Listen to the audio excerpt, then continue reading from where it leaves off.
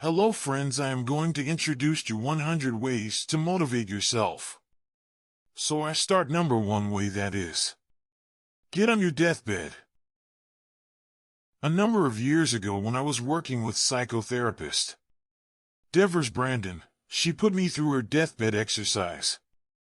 I was asked to clearly imagine myself lying on my own deathbed, and to fully realize the feelings connected with dying and saying goodbye. Then she asked me to mentally invite the people in my life who were important to me to visit my bedside, one at a time. As I visualized each friend and relative coming in to visit me, I had to speak to them out loud. I had to say to them what I wanted them to know as I was dying. As I spoke to each person, I could feel my voice breaking. Somehow I couldn't help breaking down. My eyes were filled with tears. I experienced such a sense of loss. It was not my own life I was mourning, it was the love I was losing. To be more exact, it was a communication of love that had never been there. During this difficult exercise, I really got to see how much I'd left out of my life.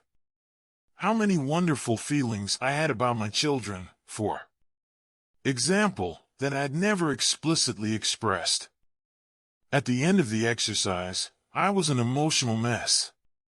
I had rarely cried that hard in my life. But when those emotions cleared, a wonderful thing happened. I was clear. I knew what was really important, and who really mattered to me. I understood for the first time what George Patton meant when he said, "Death can be more exciting than life." From that day on I vowed not to leave anything to chance. I made up my mind never to leave anything unsaid. I wanted to live as if I might die any moment. The entire experience altered the way I've related to people ever since. And the great point of the exercise wasn't lost on me. We don't have to wait until we're actually near death to receive these benefits of being mortal. We can create the experience anytime we want.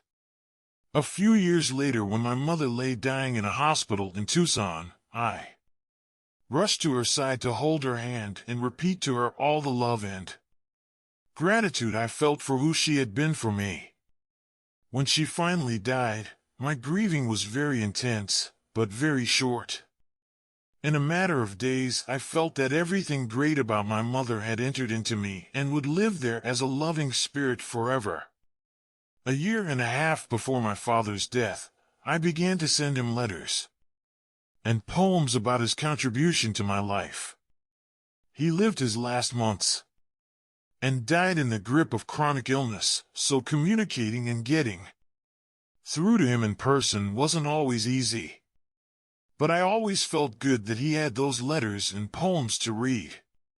Once he called me after I'd sent him a Father's Day poem, and he said, "Hey, I guess I wasn't such a bad father after all." Poet William Blake warned us about keeping our thoughts locked up until we die. When thought is closed in caves, he wrote, then love will show its roots in deepest hell. Pretending you aren't going to die is detrimental to your enjoyment of life. It is detrimental in the same way that it would be detrimental for a basketball player to pretend there was no end to the game he was playing. That player would reduce his intensity, adopt a lazy playing style, and, of course, end up not having any fun at all. Without an end, there is no game. Without being conscious of death, you can't be fully aware of the gift of life. Yet many of us, including myself, keep pretending that our life's game will have no end. We keep planning to do great things someday when we feel like it. We assign our goals and dreams to that imaginary island in the sea that Dennis Waitley calls Someday I'll. We find ourselves saying, "Someday I'll do this," and "Someday I'll do that."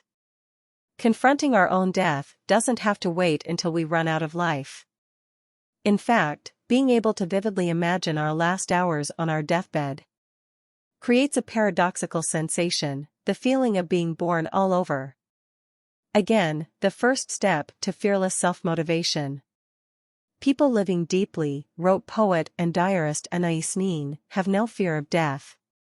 And as Bob Dylan has sung, he who is not busy being born is busy dying.